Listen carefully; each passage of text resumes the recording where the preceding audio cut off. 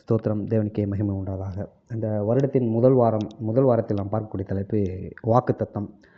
புத்தாண்டு பிறந்தவுடனே புத்தாண்டு கொண்டாட்டங்கள்லாம் நிறைவேறினதுக்கப்புறம் நம்ம அதிகமாக பேசிய புத்தாண்டு வாழ்த்துக்கு அப்புறம் நம்ம அதிகமாக சொன்னது வந்து வாக்குத்தத்தங்கள். உங்களுக்கு என்ன வாக்குத்தத்தம், இன்றைக்கி தேவன் நமக்கு தந்த வாக்குத்தத்தங்கள் என்ன, இந்த வருடத்திற்கான வாக்குத்தத்தம் நம்ம சபைக்கு கொடுத்தது என்ன, நமக்கு கொடுத்தது என்ன, நம்ம பெற்றோர்களுக்கு கொடுத்தது என்ன, நம்ம பிள்ளைகளுக்கு கொடுக்குறதுன்னு சொல்லிட்டு இந்த வாக்குத்தத்தை பற்றி தான் நம்ம அதிகமாக பேசுவோம் புத்தாண்டு வாழ்த்துக்களுக்கு அப்புறம். ஸோ இந்த வாக்குத்தத்தம்னா என்ன, இந்த வாக்குத்தத்தம் பைபிளில் எப்படி இருக்குது, இந்த வாக்குத்தத்தம் உண்மையாகவே நமக்காக கொடுக்கப்படுகிறதா வருடம் முழுவதும், இல்லை நம்மளா அது இந்த ஒரு கலாச்சாரத்தை உருவாக்கிட்டோமா அப்படிங்கிறத பற்றி தான் நம்ம பார்க்க போகிறோம். ஸோ இந்த பைபிளில் வாக்குத்தத்தை பற்றி என்ன சொல்லியிருக்காங்கன்னா, அப்போஸ்தலர் 2ஆம் அதிகாரம் 39வது வசனத்தில், வாக்குத்தத்தமானது உங்களுக்கும் உங்கள் பிள்ளைகளுக்கும் நம்முடைய தேவனாகிய கர்த்தர் வரவழைக்கும் தூரத்தில் உள்ள யாவருக்கும் உண்டாயிருக்கிறது. ஸோ வாக்குத்தத்தம் ஒன்று உங்களுக்குன்னு உண்டாயிருக்கிறது அப்படின்னு சொல்கிறாங்க. ஸோ அப்போ நம்ம பைபிள் பிரகாரம் நமக்குன்னு ஒரு வாக்குத்தத்தங்கள் கண்டிப்பாக கொடுக்கப்படுது. ஸோ அதே மாதிரி பார்த்திங்கன்னா 2 பேதுரு 1ஆம் அதிகாரம் 4வது வசனத்தில், இச்சையினால் உலகத்தில் உண்டான கேடுகளுக்கு தப்பி திவ்ய சுபாவத்துக்கு பங்குள்ளவர்களாகும் பொருட்டு மகா மேன்மையும் அருமையுமான வாக்குத்தத்தங்களும் அவைகளினாலே நமக்கு அளிக்கப்படுகிறது. ஸோ வாக்குத்தத்தம் எதனால் நமக்கு அளிக்கப்படுகிறது அப்படின்னு பொறுத்தும் நம்ம வசனங்களை பார்க்குறோம். அதே மாதிரி 2 கொரிந்தியர் 1ஆம் அதிகாரம் 20வது வசனத்தில், எங்களால் தேவனுக்கு மகிமை உண்டாகும்படி தேவனுடைய வாக்குத்தத்தங்கள் எல்லாம் இயேசு கிறிஸ்துவுக்குள் ஆம் என்றும் ஆமேன் என்றும் இருக்கிறது. ஸோ அப்போ வாக்குத்தத்தங்கள்னு ஒன்று இருக்குது அப்படிங்கிறத நமக்கு வேதம் நல்லா வெளிப்படுத்திடுது. ஸோ அப்படிப்பட்ட வாக்குத்தத்தங்கள் நமக்கு எப்படி கிடைக்குது, இந்த வருடத்துக்கான வாக்குத்தத்தங்கள் நமக்கு கிடைச்சிருக்கு, இது கரெக்டா அப்படிங்கிற டாபிக் எடுத்து பார்த்தோம்னா, வாக்குத்தத்தம்னா என்னென்னா, ஒருத்தர் இன்னொருத்தர் கொடுக்குற ஒரு நம்பிக்கை. அதாவது நான் உனக்கு இதை பண்ணுவேன் அப்படின்னு சொல்லிட்டு வாக்கு கொடுப்போம் இல்லையா, அந்த மாதிரி தான். எப்படியோ பார்க்கணும்னா, இப்போ அந்த அரசியல்வாதிகள் தான் எலெக்ஷனில் நிற்கும் போது, நீங்கள் எனக்கு ஓட்டு போட்டிங்கன்னா நான் இதை உங்களுக்கு செய்வேன் அப்படின்னு சொல்லிட்டு ஒரு வாக்குறுதி கொடுப்பாங்க. தகப்பன்மார்கள் அப்பாமார்கள் வாக்கு கொடுப்பாங்க. எப்படின்னா, நீ ஒழுங்காக படிச்சுட்டு வந்தீங்கன்னா பிள்ளைகளுக்கு, நீ வந்து ஒழுங்காக படிச்சுட்டு வந்தீங்கன்னா, இல்லை சொல் பேச்சு கேட்டு நடந்தீங்கன்னா உனக்கு நான் இந்த பொருளை பரிசாக கொடுப்பேன், உன் பிறந்தநாளுக்கு ஒரு சைக்கிள் வாங்கி கொடுப்பேன், ஒரு பைக் வாங்கி கொடுப்பேன், ஒரு கார் வாங்கி கொடுப்பேன் அப்படின்னு சொல்லிட்டு பிள்ளைகளுக்கு தகப்பன் வந்து வாக்கு கொடுப்பாங்க. அதே மாதிரி கணவன்மார்களுக்கு மனைவிமார்கள் வாக்கு கொடுப்பாங்க, மனைவிக்கு கணவன்மார்கள் வாக்கு கொடுப்பாங்க. அதே மாதிரி நம்ம நண்பர்களுக்கும் நம்ம வாக்கு கொடுத்துக்குறோம். இதை நீ பண்ணுறா, உனக்கு நான் இதை பண்ணித்தரேன்டா, நீ ஒன்றும் ஃபீல் பண்ணாத அப்படின்னு சொல்லிட்டு நம்ம ஒரு உறுதியை கொடுக்குறது, உறுதிமொழி. அதாவது நான் உனக்கு இதை செய்வேன்ற ஒரு நம்பிக்கை. அதே மாதிரி வாக்குத்தத்தங்கிறது தேவன் நமக்கு இதை செய்வேன், நான் உனக்கு இதை செய்கிறேன் அப்படின்னு சொல்லிட்டு இந்த வருடத்தில் நம்மளை உற்சாகமூட்டும் விதமாக, அதாவது எப்படி இருந்தாலும் தேவன் நமக்கு நன்மை தான் செய்ய போகிறார், தீமை செய்ய போகிறதே கிடையாது ஒரு காலத்திலும். ஸோ நான் இந்த நன்மை உனக்கு செய்ய போகிறேன், அந்த வருடத்தின் முதல் நாளிலே உன்னை வாக்குத்தத்தத்தால் நிரப்புன்ற மாதிரி இந்த வார்த்தையை சொல்லி உனக்கு அப்போ நமக்கு முதல் நாளே ஒரு நம்பிக்கை ஊட்டுற விதமாக இருக்கும். ஸோ இந்த வார்த்தை நமக்கு கிடச்சிருக்கு, அப்போ தேவன் நம்மளோட பேசிட்டாரு, இது நமக்கு செய்ய போகிறான்னு அந்த உற்சாகத்திலே அந்த வருடங்கள் முழுவதும் நம்ம கழிக்க தோதுவாக இருக்கும். ஸோ இன்றைக்கி வருடத்தின் முதல் நாள் தேவன் நமக்கு வாக்கு கொடுக்குறாரு, ஓகே ஒத்துக்கிறோம் அப்படின்னு சொன்னால், இதுக்கு முன்னாடி பைபிளில் வாக்குத்தத்தம் கொடுக்கப்பட்டிருக்குதா அப்படின்னு பார்த்தீங்கன்னா, பைபிளில் இதுவரை வந்து 8810 வாக்கு தத்தங்கள் உள்ளன. 8810 வாக்குத்தத்தங்கள் நம்மள பைபிளில் இருக்குது.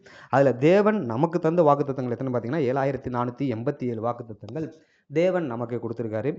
ஒரு மனிதன் இன்னொரு மனிதனுக்கு வாக்கு கொடுத்துருக்கான். 999 தடவை என்ன பண்ணியிருக்கான்னா, ஒரு மனிதன் இன்னொரு மனிதனுக்கு வாக்கு கொடுத்தான், இதை நான் செய்கிறேன், இதை நான் செய்வேன் அப்படின்னு சொல்லிட்டு ஒரு மனிதன் இன்னொரு மனிதனுக்கு வாக்கு கொடுத்துருக்கான். ஸோ 290 தடவை வந்து மனிதன் தேவனுக்கு வாக்கு கொடுத்துருக்கான். தேவனே நான் இதை உனக்கு செய்கிறேன், தேவனுக்கு நான் இதை செய்கிறேன் அப்படின்னு சொல்லிட்டு ஒரு ஒப்பந்தம் தேவனோட போட்டிருக்காங்க. ஸோ இது போக வாக்குத்தத்தங்கிறது தேவன் நமக்கு மட்டும் கொடுக்குறது இல்லை, வருஷம் முழுவதும் சாத்தானும் வாக்கு கொடுக்குறான். ஒரு 9 முறை தேவனுக்கு சாத்தான் வந்து வாக்கு கொடுத்துருக்காங்க. எப்படி பார்த்தீங்கன்னா, ஏசப்பா வந்து 40 நாட்கள் உபவாசம் இருந்து ஜெபிச்சு போயிருந்தப்ப, நீ இதை அப்பமாக்குனேன்னா உனக்கு அதை தருவேன், நீ என்னை பணிந்து கொண்டேன்னா உனக்கு அதை தருவேன், நான் உனக்கு தருவேன் அப்படி சொல்லிட்டு பிசாசு கூட, சாத்தான் கூட தேவனுக்கு வாக்கு கொடுத்துருக்கான். ஒரு 9 முறை வாக்கு கொடுத்துருக்கான். அப்படியாக வாக்குத்தத்தம்ங்கிற வார்த்தையே வந்து நம்ம பைபிளில் வந்து 214 முறை உபயோகப்படுத்தப்பட்டுள்ளது. ஸோ இப்படி தான் வாக்குத்தத்தங்கள், வாக்குகள் எல்லாம் நம்ம பைபிளில் இருக்கிறது. ஸோ அடுத்து நம்ம என்ன பார்க்க போகிறோம்னா, சரி இப்போ உள்ள நடைமுறைக்கு வருவோம். வாக்குத்தத்தங்கள் பைபிளில் இவ்வளோ இருக்குது, இவங்களாம் உங்களுக்கு வாக்கு கொடுத்துருக்காங்க, வாக்குத்தத்தங்கள் இவங்க பேருக்குலாம் நிறைவேற்றப்பட்டிருக்கு, ஓகே. இந்த முறை, அதாவது நமக்கு வருஷத்துக்கு ஒரு தடவை நம்ம வந்து வாக்குத்தத்தம் எடுக்கிறோம்ல, இந்த நடைமுறை இது எப்படி சாத்தியமாகுது அப்படின்னு சொன்னால், இந்த வருடத்தின் முதல் நாள் சபையார்கள் எல்லாருமே போய் ஒரு காணிக்கை போட்டினதுக்கப்புறம் சபை போதகர், மூப்பர் யாராவது ஒரு ஆள், இந்தாங்க இன்னைக்கான வாக்குத்தத்தம் அப்படின்னாரு. அது உண்மையாகவே நமக்கு தேவன் கொடுக்குறாரா, இல்லை இவங்களா கொடுக்குறாங்களா, உண்மையாகவே இது நமக்கு தேவன் கொடுத்த வாக்குத்தத்தம் தானா அப்படிங்கிறத இன்னைக்கு கொஞ்சம் நம்ம விரிவாக பார்ப்போம். வாக்குத்தத்தங்கள் மேக்ஸிமம் நம்ம சபையாருக்கு எல்லாருக்கும் எடுத்து இன்றைக்கி வந்து நீங்கள் கிறிஸ்தவர்களாக இருந்தீங்கன்னா உங்களோட வாக்குத்தத்தங்கள் எடுத்து பாருங்கள். யாருக்குமே வந்து ஒரு நெகட்டிவான வாக்குத்தத்தங்கள்ன்ற ஒரு வந்திருக்காது. எல்லாருக்குமே ஒரு பாசிட்டிவான தாட்டில் தான் வந்திருக்கு. நான் உனக்கு ஒரு ஜீவிக்கிறவரை தருவேன், இல்லை உன்னை நன்மையால் உனக்கு நன்மை உண்டாயிருக்கு இந்த வருஷம் முழுதும், உன்னை வந்து முத்திர மோதிரமாக வைப்பேன், உனக்கு ஜீவ கிரீடம் கிடைக்கும், உன்னை ஆசீர்வதித்து உன்னை பெருக பண்ணுவேன், நீ வற்றாத நீரூற்றை போல இருப்பாய், அப்படி இப்படின்னு சொல்லிட்டு பார்த்தீங்கன்னா எல்லாமே பாசிட்டிவாக தான் இருக்கும். ஸோ தேவன் இந்த வருஷம் நம்மளை நன்மையாக தான் நிரப்புறார். அதையே இதை சொல்லி நிரப்புறாரு. இது உண்மையாவே நடக்குமா அப்படின்னு பார்த்தா, கிட்டத்தட்ட நம்ம கலாச்சாரம் எப்படி ஆயிடுச்சுன்னா, வருடத்தின் முதல் நாள் வந்து ஜோசியம் பார்க்குற மாதிரி ஆகிப்போச்சு. இந்த மேச ராசிக்காரர்களே, ரிஷப ராசிக்காரர்களே, கன்னி ராசிக்காரர்களே, சிம்ப ராசிக்காரர்களே, கடக ராசிக்காரர்களே, உங்களுக்கு இது நடக்கும் அப்படிங்கிற மாதிரி நம்ம வந்து தேவனை தேடணுங்கிறத மாறி இன்றைக்கி இந்த வாக்குத்தத்தம் கொடுத்துட்டார். அவ்வளோ இந்த வருஷம் நமக்கு இதுதான், இந்த வருஷம் கொடுத்துட்டார், இதுதான் நமக்கு இது அப்படிங்கிறது. இந்த வாக்குத்தத்தத்தை பெற்றுக்கொள்றதுக்கு பின்னாடி இருக்கிற பாடுகளை பற்றி நமக்கு தெரியவே இல்லை. ஸோ பைபிளில் ஒருத்தர் பண்ண வாக்குகளை தான் நமக்கு அதை எடுத்து ஒரு அட்டையாக நமக்கு வாக்குத்தத்தம்னு கொடுக்குறாங்க.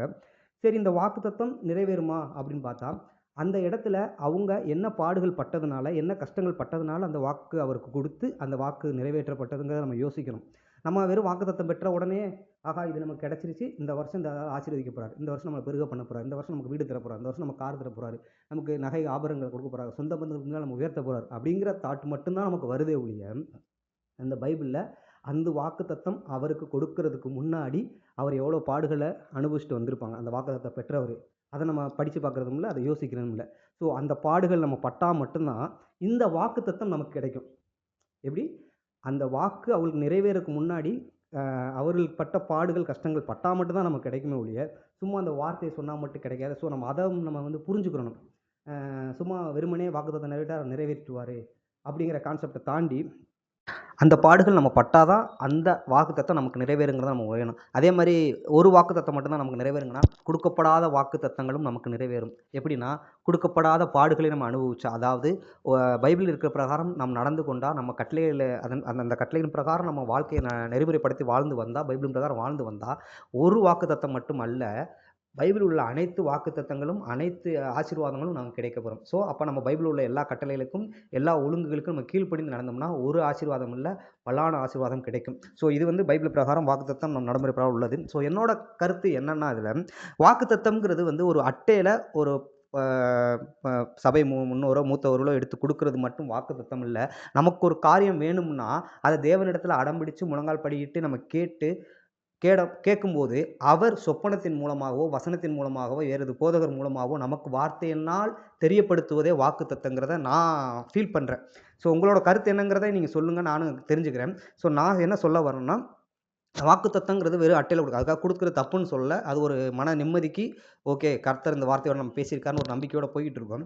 பட் வாக்குத்தத்தம்ங்கிறது வந்து இன்னைக்கு இந்த வருஷத்துக்கு எனக்கு ஒரு காரியம் வேணும் அப்படின்றப்ப, அந்த காரியம் எனக்கு வேணும் தேவனே, எனக்கு அதை செய்ய முடியுமா அப்படின்னு சொல்லிட்டு நம்ம முழங்கால் படியிட்டு நம்ம தகப்பன்ட்ட நம்ம முறையிடும்போது, அவர் எதன் மூலமாவோ, சொப்பனத்தின் மூலமாவோ, வேறு ஒரு நபர் மூலமாவோ, இல்லை சபை போதகர் மூலமாவோ, வேறு ஒரு ஊழியக்காரங்க மூலமா நமக்கு அவர் உணர்த்துவார் இல்லையா? ஒரு வசனத்தின் மூலம் நமக்கு உணர்த்துவார் இல்லையா?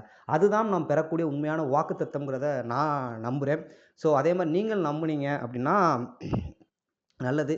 ஸோ நம்ம தேவனோட பேசி நம்ம தேவன் நமக்கு குடுக்குறதா வாக்குத்தத்தமே ஒழிய, அவங்க குடுக்குறது வந்து வாக்குத்தத்தம் இல்ல. ஒரு நம்பிக்கை, ஒரு வருஷத்தின் முதல் நாள் குடுக்குற ஒரு சின்ன சாக்லேட் மாரி, ஸ்வீட் மாரி அந்த வாக்குத்தத்த வார்த்தைகள்.